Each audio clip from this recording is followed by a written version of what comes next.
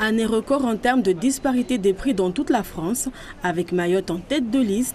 C'est le département ayant le panier de courses le plus cher, exactement 73% plus cher. Des difficultés de prix pourtant dites, martelées depuis des années par les différentes associations de l'île pour espérer un jour voir les choses changer.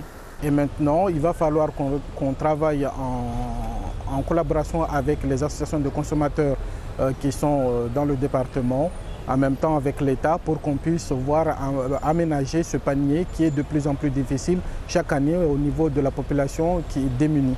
Chaque année, on voit que les denrées alimentaires, surtout qui sont consommées par la population, à savoir le riz, les mabawa et la viande, n'arrêtent pas de plomber le prix. Cette flambée permanente des prix à Mayotte serait due entre autres au laxisme des moyens de contrôle des prix à Mayotte et au système de monopole. On a 3 enseignes et ces 3 enseignes, souvent il y a des ententes dans le passé et puis j'espère que maintenant les choses vont évoluer et vont faire changer le système des prix à Mayotte. Et en même temps aussi, on a des investissements dans ce département qui ne devraient pas intervenir dans l'immédiat, qui sont faits.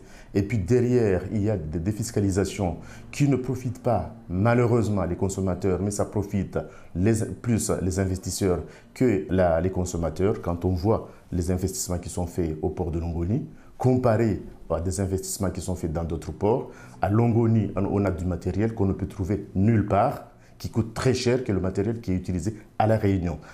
Au cours de la grève générale de 2011, des engagements et des promesses avaient été faits, mais 8 ans après, rien n'a changé. Quand j'ai dit qu'il y a du laxisme du côté des services de l'État, tout simplement parce qu'il y avait l'idée de créer à Mayotte un central d'achat.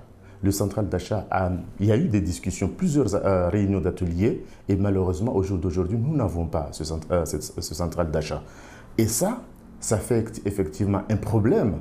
Surtout, ça favorise de plus en plus ceux qui vendent plus cher à Mayotte et la concurrence n'y est toujours pas. La population, quant à elle, fait comme elle peut.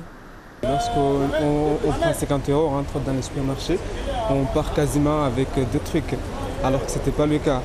Du coup, là, on évalue que la situation s'aggrave toujours, parce que souvent, les prix, ça s'augmente, mais ça ne diminue pas. En attendant des prix plus abordables à Mayotte, développer les marchés locaux pourrait être une autre solution à la cherté de la vie dans l'île.